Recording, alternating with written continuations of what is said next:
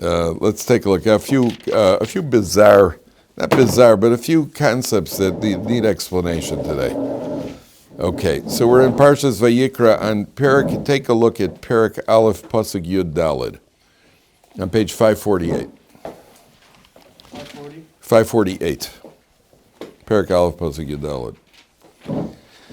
So we're talking about the various Korbanos that people bring. And then the Torah says over here on 548, and this is again where the way that the Torah breaks it down, it goes through the type of korban first. First we start with the korban ola, then we're going to go on to korban chatas, which is a sin offering.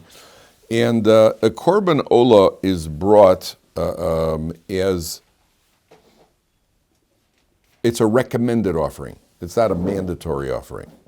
A chatas is an obligation. If a person sins certain type of averas that a person does, you have to bring a korban to the Beis Hamikdash. A korban ola is recommended. It's not mandatory, but it's recommended for two specific things. Number one, the neglect of a positive command. You failed to put on tefillin, or your house did not have a mezuzah, you neglected a positive command, then the Torah recommends bringing a korban ola as an atonement. But you're not obligated. You're not obligated. It's up to you, but it's highly recommended, as they say in the dental office. Highly recommended to use this toothbrush or floss or whatever it is. That's as far as, now it's brought for neglect of a positive command or inappropriate thoughts. Yeah, so you'd think there'd be a line around the Beis Hamikdash with it. If that's, by the time you finish bringing one, time to bring another one for inappropriate. So I don't know exactly to what degree the inappropriate thoughts. A chatas is for inappropriate action that somebody has transgressed actively. And the commentaries say the korban ola is a male animal and the chatas is a female animal. And the difference between them is that the realm of thought, inappropriate thought, is by males. The thought process is generally associated with males, whereas the females, women, are involved in the world of action.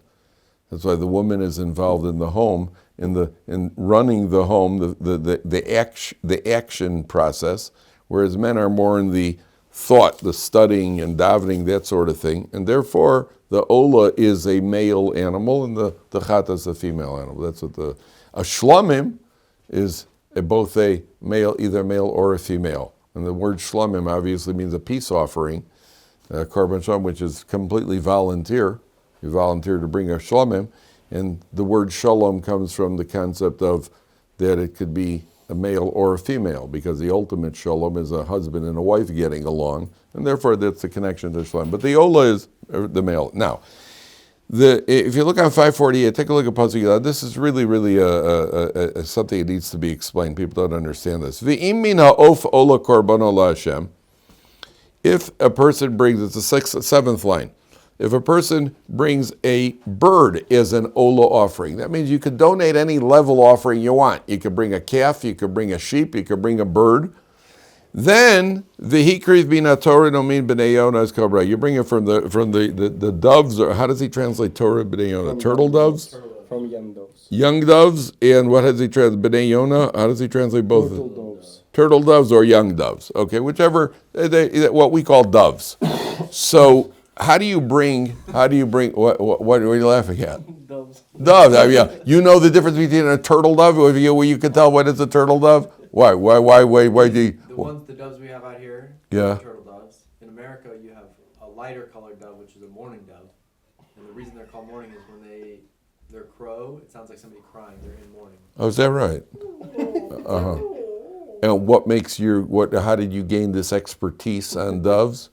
I just know. He just knows. There you go, Ruach HaKodesh. Missouri, Rabbi. From Missouri, yeah. Nothing else to do but watch birds, I guess, what? Yeah, tell me something about Missouri. Do you know anything about Missouri? Yeah, they have the Great Arch in St. Louis. Eshkoyach. Yeah. What else? Yeah. Okay. So good. Yeah. Listen. You live and learn. So whatever it is, that's actually they're called a mourning dove because it's a mourning sound. It sounds like they're crying. Not like mourning. Good morning. It's a mourning because it sounds like it's a lament. Interesting. That is interesting. So I would bet that a lot of people who even have heard the expression mourning dove think that morning over there means morning like good morning. Right. They don't even know what it is. Interesting. So now, what do you do with the bird? Now here's where it gets strange. Take a look at the next pasuk.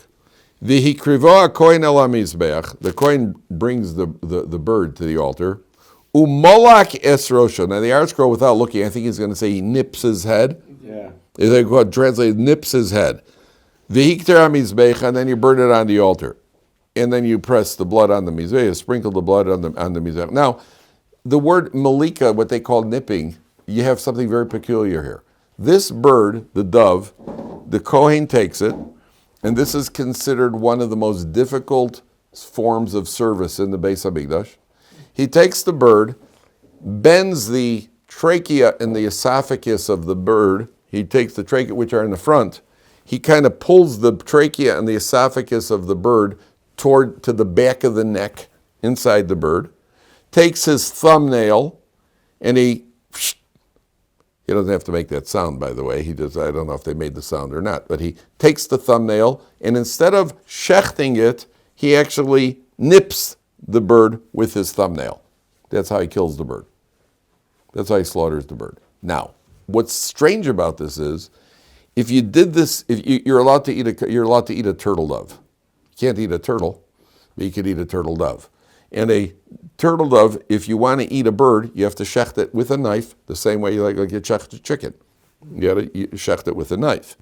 Here, to bring a korban, you have, if he would use a knife, it would be invalid as a korban. And if you would nip a dove's, like he does with his finger, if you would nip it for food, then you can't eat it, then it's treif.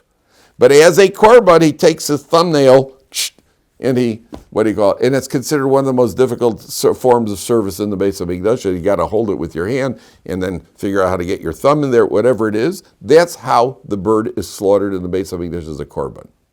Now, my question to you is, why? Why would the Torah, what is the point? What is the idea behind nipping a bird's neck instead of using a knife? Fascinating, interesting, and it's a very peculiar, you don't find this anywhere. And again, if you want to eat a dove, you have to shecht it normally with a knife. Yet in the Beis HaMikdash, it's with the thumb. I'm not sure what's up with it, like, or a, I'm not sure exactly what sound it makes. Could be any one way, a variety of sounds. Why? So the answer is like this. Any idea at all? Anybody got an idea at all? Why would we do that? I think I heard that since usually poor people give it, to make it special, that's like different. Good. You're out of the way. What's special about it? So the idea is very good. The idea is like this. There's an interesting Gemara. You've heard of Nachum Ish Gam Zu? He used the word Gam Zu L'tova. This too is for the best. A better man? Huh? Gam Zu L'tova. This too is for the best. Anything, something negative would happen, he'd say this too is for the best. He was called Nachum Ish Gam Zu. He'd say this too is for the best. And the story has to do with something happened. The Jews once sent a gift to some sort of Goyish king, and Nachum Ish Gam Zu was sent with a box full of gems, and he stayed over at an inn overnight. And the people hosting him at the inn, they opened up the box, they saw the gems, and they took out the gems and they filled it with dirt. And then Nachum Ish Gam Zu took a look and he said, Gam Zu L'tova. This too is for the best. And he went to the king and they delivered it to the king. And the king took one look at it. He said, I have a gift, excellency, I have a gift from the Jews. And he opens it up and it's a box full of dirt. And he immediately sentences Nachum Ish Gam Zu to execution. And Eliyahu Navi appeared as one of the king's officers. Eliyahu Navi suddenly made an appearance. And he said, maybe that's the dirt that was used. I think that's the dirt that their ancestor Avraham Avinu used when he fought the four kings. The Medrash says he threw dirt, and it turned into bows, into arrows and spears. That's how Avraham Avinu. How do you defeat four kings? You and Eliezer, just the two of you against these kings. They took the dirt, they threw the dirt turned into arrows and spears, and they defeated the four kings. who had defeated 5 kings. And then these 2 men defeated them. How'd they do it? Where was they? That was the Gatling gun of the day. You grab the dirt, you threw it, next thing you know, you got arrows and spears. So this Eliyahu Navi says to the king, I think that might be the dirt from Avram Avinu. So he says, the king says, okay, there was a country, apparently he had enemies he was fighting. He says, let's try it. So they went out to the front and they started throwing it, and sure enough, it turned into arrows and spears. So they came back to Nachum Ish Gamzu and they opened up, they said, okay, we're happy with you. They took out all the dirt and they stuffed it with gems and they said, okay, this is for the Jews. Right, and sent them home happily. So when he gets back to the inn, they were kind of surprised to see him. And they say, what happened by the king? He says, yeah, it was good. What did you give him? He says, what I took from here, I gave the king. They said, really? So they took apart, they dismantled their entire inn, took all the dirt they possibly could, and went up to the king, and they tried it, and they threw it, and it was dirt. So they executed the whole bunch of them. That's what the Gemara says. Gam Zu L'tova. So Gam Zu L'tova is a philosophical approach to life, where if something happens, if you're stuck in traffic, you say Gam Zu, this is also for the best. That means I don't know why, but I know that obviously Hashem has a plan, that's why I'm stuck in traffic. And I told you, you never say it to somebody else. Yeah, don't be a philosopher on somebody else's expense. If somebody gets a big electric bill, they're like, my goodness, what happened? You don't say to them, Gam Zu L'tova. Yeah, you say it to yourself, don't say it to other people. Somebody bends down to pick up a pen and smacks his head on the table. Ow! You say to him, Gam Zu L'tova. No, because then he'll say to you, oh, really? Don't take you over the head with a chair. Say Gam Zu L'tova. And then you'll have a Gam Zu L'tova fight. So no, you're a philosopher at your own. Okay. So this Nachum Ish Gamzu was once traveling. And he was going to his father-in-law's house, if I'm not mistaken. He had donkeys. Mules, donkeys, laden with food, with drink, with all sorts of delicacies. And a poor man stopped him. And he said, please feed me. And Nachum Ish Gamzu said, well, just 1 second, let me unload from the bag. And by the time he got to unload from the bag, the poor man expired. Poor man died. So Nachum Ish Gamzu said, he cursed himself. He said his hands, which didn't have mercy on the poor man, should be cut off. His legs should be cut off. His eyes, which saw him and didn't have mercy, should be blinded. And he wasn't satisfied until he cursed himself that his entire body should be covered with painful boils. And that's what happened to him. His Talmidim came in. Before he died, they saw he was in a bed with his arms, legs, and eyes were poked out, and he was covered with boils. That's what the Gemara says. What's the obvious question? What's the obvious question? What was here for the best? What's that? What he was here for the best good? What was Gam Zu L'tova about? Okay.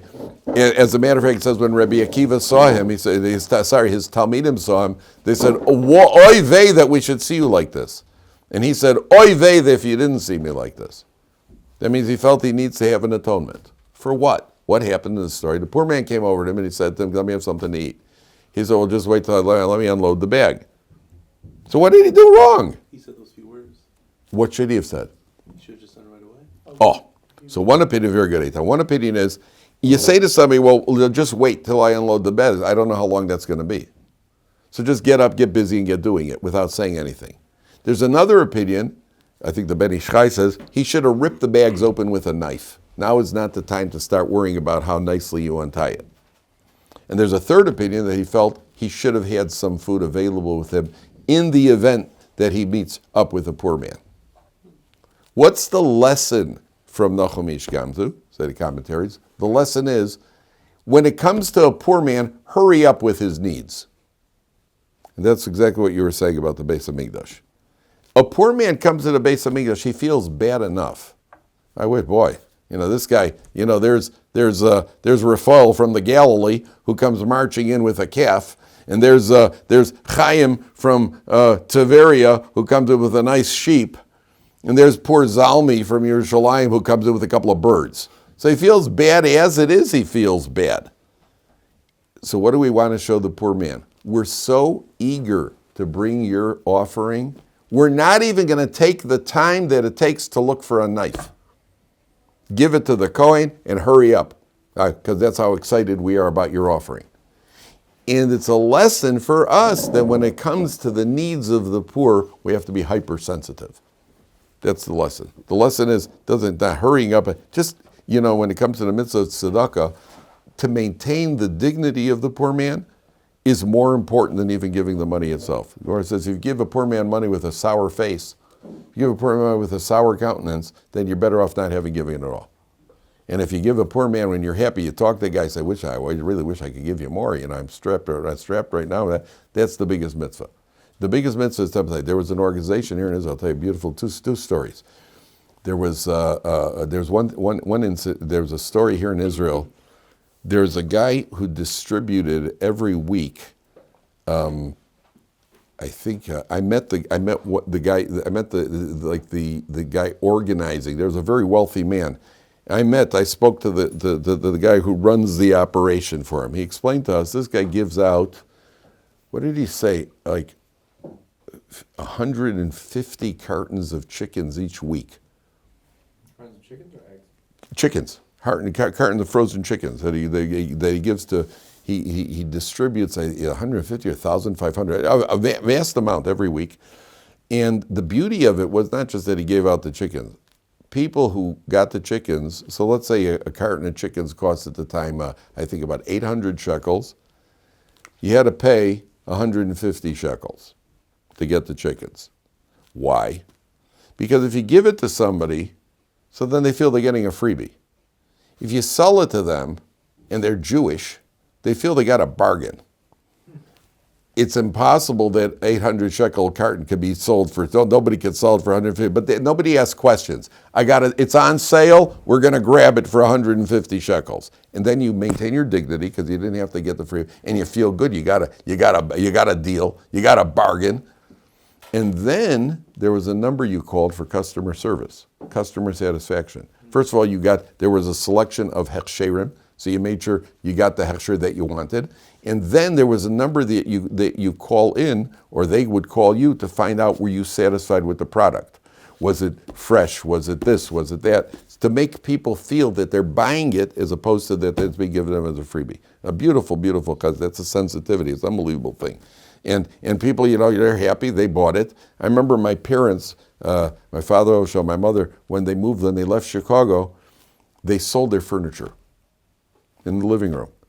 And I remember they called certain people in the community, people who were some of the Rebbeim in the day school who weren't making it, who were living on and I remember because my parents had bought it was about the only expensive thing that they bought some expensive living room furniture. And I remember they called these people to come to the house to see if they want to buy it. And I remember my father putting price tags on it. And it was a song. He put $18 for some of the furniture, and he was putting on the price, knowing these people were coming, so they'd see a price on it. And the price was way, way below anything that what it was actually worth. So the people should feel you're not giving it. That was come into your house and take it. Oh, I don't know if nobody will, but to let them buy it, and then they feel good. They paid for it, and they feel they got a bargain, and they got a good piece of what do you call it? So it's always to maintain the dignity. Number one. Number two, there was an incident in England. There was an organization in England that like every community has a Shabbos relief organization. People give out money for Shabbos for poor families. So there's an organization in England that would give out Shabbos goods. So a very wealthy man approached the distributor, and he said to him, "Listen, I want to donate 1,000 pounds to your organization, but I have one condition. I'd like to know who are the people on the list who will be receiving the money, receiving the goods." So the guy says, "I'm sorry, we have a policy. We don't tell anybody who receives. We protect the dignity of the people on the list." So he says, "I'll give you 2,500 pounds, 2,500 pounds a week, which will help your budget tremendously. But I think I have a right to know who's going to be benefiting from my what do you call it?" He says, "I'm sorry, we don't do that." He says, "I'll give you 10,000 pounds. I'll match your weekly budget, but for 10,000 pounds, I think," he says, "Look, I don't care how much money you give me. We have a policy. We do not disclose the identity of the people who receive. Absolutely under no way. I don't care how much money you give me." The guy says, thank you very much. That's all I wanted to know. You see, people in the community think I'm very wealthy. The truth is I took a big hit on the market. I basically lost all my money, and I actually want to approach you for some help. But I was worried that people will find out that I'm coming to you. Now that I see that you are, that you're very discreet about it, now please put me on your list. That's the main thing when it comes to tzedakah, is to maintain the dignity of the poor. What do you call it? It's a very big mitzvah to help the people feel good. Okay, now take a look at another thing we do for the poor. Take a look at 540 bays, towards the bottom of the page. V'nefesh ki sakriv korban mincha la'Hashem. Now you got a guy who's really destitute. What's this guy bringing? This guy's bringing a meal offering, a flour offering. V'nefesh ki sakriv korban mincha la'Hashem solas yiyeh korbano. Fine flour. And the what do you call it? He's called a nefesh. Take a look at Rashi. Rashi called him a nefesh. It's the left column of Rashi, a little past the middle of the page. See where that is? Everybody find that? Azriel, you got left column of Rashi. Look at my fingers. Left column of Rashi, towards a little past the middle. Pasagav. V'nefesh ki sakriv. Says Rashi, Lo ne'amar nefesh b'chol korbanos nedava. By all the donated offerings, it never uses the word nefesh. Ella b'mincha. It only by the mincha offering, the cheapest offering, it says nefesh. Why? Mi darko leisnadev mincha. Who is it that donates a meal offering? Ani, a poor man. Amar HaKadosh Baruch Hu, says Hashem. Ma le'ani olav, I ascribe to him ki'ilu hikriv nafsho. It's as if he offered his soul. That means it says nefesh. Who brings an offering like that? Well, a guy is really poor down and out. You made the effort in spite of being poor. You pushed yourself. You put together a flour offering. That HaKadosh Baruch Hu looks at as if you gave up your very life for HaKadosh Baruch Hu. It has nothing to do with your money. It has nothing to do with the amount of money. It's what your attitude is in donating. Even more. Look what the Torah says he brings. The Torah then describes 5 different types of flour offerings that he could bring. One of them is a dry type of flour mixed with oil where much of the oil burns out. Another one, it's almost like flat pizza and deep dish pizza. They have deep dish menachos. There's 5 different types of meal offerings. Guys always used to talk about in Chicago was known for their deep dish pizza. Never the kosher. They didn't have the kosher pizza. I had a pizza shop and I didn't have to go deep dish. People always talk about I don't even know what deep dish pizza is. We had the regular pizza. It's deep dish. What is deep dish? What's the hog? They must have it in New York. I mean, they've got kosher deep dish pizza. In Chicago, it's called deep dish pizza. Chicago was known for that. That and gangsters. So you bumped somebody off and you buried them in a deep dish. But Portillo's. What are Portillo's? Portillo's? It's like a very famous Chicago restaurant. Chain. Portillo's? Yeah, it's not kosher though. That's what Chicago. I don't know. Chicago is famous for a lot of things. You got gangsters. Even today, I get into a cab in Israel. The cab driver started talking to me. Where are you from? I said Chicago. He said, yeah, all the mafia gangsters in Chicago. Hey, but we're going back 100 years. Can't live down a reputation. That's what happens. Al Capone's a Chicago bacher. Al Capone was in Chicago. That was the mob in Chicago. The St. Valentine's Day Massacre. You ever heard of that? On Clark Street? Oh, that was the gangsters. They came into dressed up, a couple of gangsters dressed up as policemen. And they lined up for members from the opponent gang. They told them line up against the wall so we could frisk you. So they lined up against the garage on Clark Street. And then they died of lead poisoning. They gunned them down. There was a St. Valentine's Day Massacre. I know there was. It was on Clark Street in Chicago.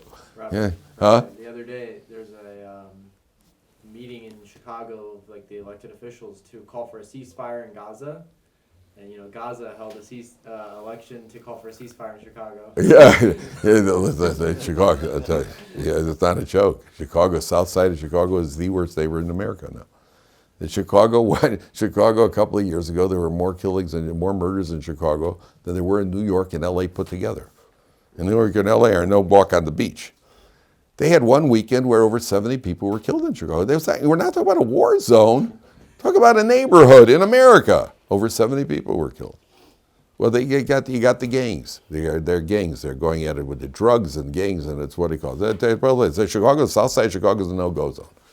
Basically a no-go zone. You don't. Jewish area is okay? Huh? The Jewish area is okay? Jewish area is fine. It's miles away. You never went there. The only time we went there, if you had to go to Chicago Stadium, because it wasn't a great neighborhood.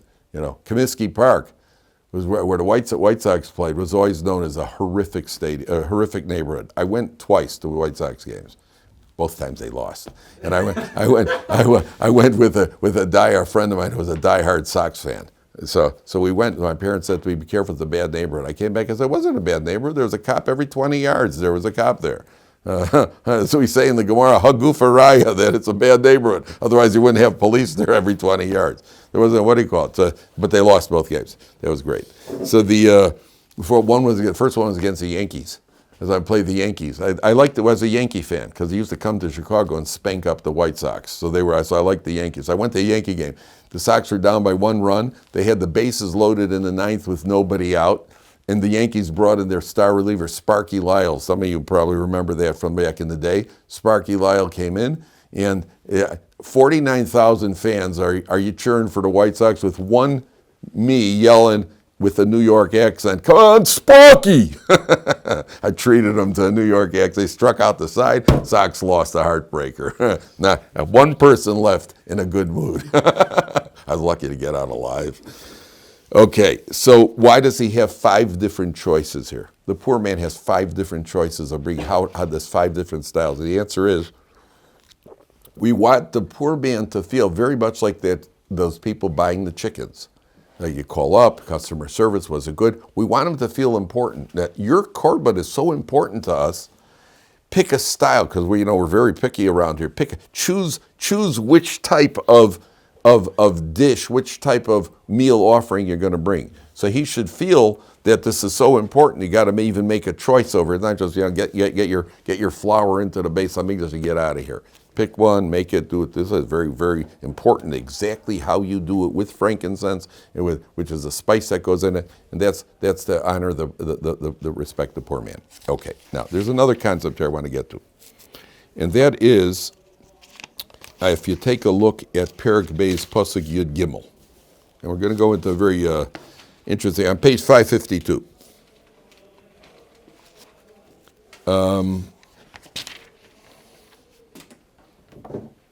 And it says like this, second line from the top, 552. V'chol korban minchascha,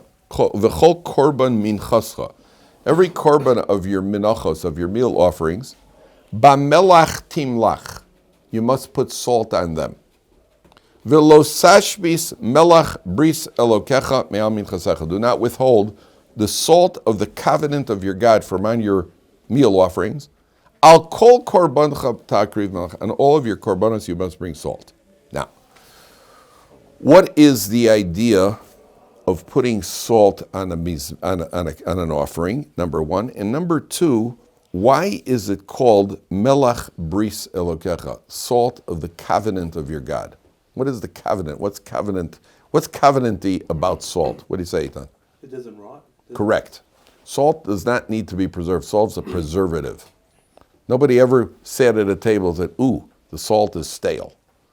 I never heard of people say, "This is stale, that's stale." The salt is never stale. Why? Salt keeps other things from getting stale. Salt's a preservative.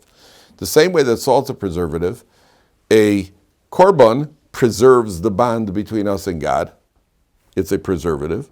The korban and therefore it's called melach bris. It's called the salt of the covenant. The covenant is, the korban itself is the salt. Not only that, the Gemara says, nowadays that we don't have the Beis Hamikdash, what is it that serves in place of the altar? A person's table. If your food is kosher and you say divrei Torah, you bring poor people to your table becomes an atonement. A person's table atones for him, just like the altar atoned in the Beis Hamikdash. That's what it says. And therefore, what do we make a point of putting on the table? Salt. There's always salt. You dip the bread in the salt. You put the salt on the table. A Torah table has salt on it. Put salt on the table. The salt shaker.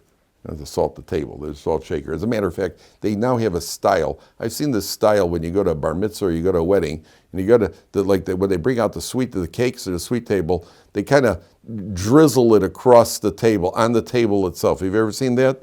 Where they actually drizzle some of the it's a style, and I don't like the style very much at all, frankly. I was actually at a this you must have seen. I was at a wedding, this happened to me a couple of times. I was at a wedding, and they served the appetizer, looks like a frying pan type of thing. It's got a thing with it. You've seen this. Yeah. Is that supposed to be fancy? Yeah. Apparently that's fancy. Like Hamish. Huh? Like It's compile. I didn't. What do you call it? I didn't. Doesn't really- What did you forget to do this in the kitchen? Am I supposed to put this back on the fire or something? I don't know who decided this is fancy. I'm not. I'm not sure who decided this is fancy. And the other thing that became a hock is a meat board. I like salami and I like cold cuts as much as the next guy, but why does it? And if it's not put on a board, so then it's not. Then you're not yotze. So I was in the United States, and I went into one of the kosher shops in the United States, and I looked at the price. They have a meat board, for a couple of pieces of salami and corned beef. Somebody forgot what the prices are in the real world. Just buy a roll of salami and cut it. No, got to be on a meat board. Got to be on the meat Fine board, hickory. huh? Fine hickory. Fine hickory is what now? The meat board, the type of board does the type of board determine the price here? I could put it on a chessboard, at least that I could keep and make use of afterwards. We'll wash it off and play chess. But I just took your baloney. Only salami can jump over other pieces. I know exactly how that works. I mean, ridiculous. Okay, I got that off my chest. In any event, that's idea number one. Yeah, go ahead. Why does this pasuk sound redundant? It's like it's repeating the use of you shall salt. Why does it repeat the whole? First of all, it says you put it on. There's a positive command and a negative. Sometimes certain mitzvahs have a positive and a negative. It's got an asay and a los asay. And remember, we were learning in the Gemara about the concept of asay docha los asay. Sometimes one of the factors is, is it an asay or is it an asay and a los asay? You could have, in other words, a person could do one thing wrong and you transgress two mitzvahs, the positive and the negative. You rack up two of them. Okay, now, there's a much deeper concept here. And that is, there was a philosophy in the world of, we've spoken about this in the past, the natural instinct where people think about God is that he's good. Because people say, how could a good God allow something like that to happen? And when something good happens, nobody says, how could a bad God allow something good like that to happen? When something, Rahman, something bad happens to people, what's their reaction? Person often says, why me? When a guy wins the lottery, he never cries and says, why me? He says, I can't believe it's me. But he doesn't cry and say, why me? It's almost like, I remember one guy, I think in Michigan, once won a $60 million drawing. And he said, yep, this is the moment I've been waiting for a while. Now, shkoyach, like you had it coming to you. Right? Most people don't know this is the moment you've been waiting for. The moment you've been hoping for, not waiting for. The moment you've been dreaming about. I've been waiting for this. It's like waiting for the bus to show up at the stop. It just took a little longer than I expected. So there was a book that was written by Rabbi Kushner, Harold Kushner, Why Bad Things Happen to Good People. I don't know if you ever heard of the book. The book was a major seller. Now, Rabbi Kushner himself suffered an intense personal tragedy. He had an 8-year-old son who contracted a rare disease called rapid aging disease. I forgot the medical term for it. And there are only, a few cases in medical history and on record in medical history. Rapid aging disease, I saw a picture, saw the picture. The kid at 8 years old starts aging. And he doesn't have any other symptoms. There's nothing else, no bacteria, nothing other than he is going through all of the signs of old age. And I think he died when he was 12 years old with an 80-year-old body. And he's got wrinkles and he turns gray. Just a horrific agony for the entire family. It's called rapid aging disease. So Rabbi Kushner, who suffered this period, we're not judging him. He was a Reconstructionist rabbi. He wrote a book which became a massive seller, Why Bad Things Happen to Good People, or When Bad Things Happen to Bad People. I think it was Why Bad Things Happen to Good People. And the book was a major seller. His outlook on the book was, his idea in the book, what he presents is, God runs the good things in the world. The bad things are out of God's jurisdiction. They happen randomly, haphazardly, with no rhyme and no reason. Which is, from a Torah perspective, it's obviously apicorsis, it's heresy. Frankly, I don't know why that would give anybody relief. I'd hate to live in a world where I thought, well, anything randomly could happen to anybody at a time, but people are looking for the book for relief. I'd think, if anything, it doesn't make you nervous, not give you relief. But be that as aside, obviously the idea itself is not a Torah idea. Now, what is a Torah idea? The Torah idea is that God controls the extremes. He controls the good and he controls the bad. There may be different agents for how it's carried out, but it's all 100% under the Ribono Shel Olam's jurisdiction. There's nothing out of Hashem's jurisdiction. Even if certain things appear random, HaKadosh Baruch Hu is controlling them. What two substances would you say represent opposite extremes in life, in the world? What two substances? Man and woman are actually symbolized by them. We'll see in a second. What are the two substances? Fire and water. Fire and water. Women are fire, by the way, men are water. Fire and water, Kabbalistically, women are fire, men are water. Fire and water cannot coexist. Fire and water are a diametric opposites. There are other things that can't coexist, Cub fans and Sox fans. But there are other things that can't coexist. But fire and water, Ukrainians and Russians aren't doing so great either right now. But the two genuinely inherently cannot coexist are fire and water. Fire and water are both contained in salt. Because salt burns. If you leave salt on something long enough, they actually burn a hole through it. Yet, where does most salt come from? Some comes from the sea.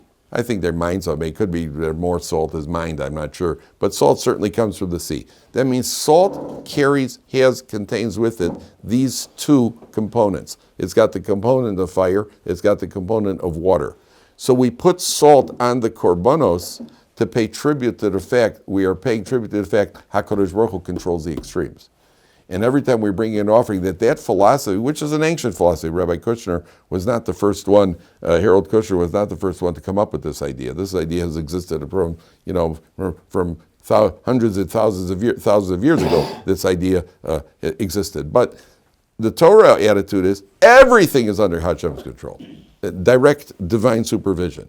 And therefore, when we bring the Korban, which is the point where we're paying tribute to HaKadosh Baruch Hu as running the world, the salt on the Mizbeach represents that idea that HaKadosh Baruch Hu is controlling the extremes. That's what the Mepharshim say.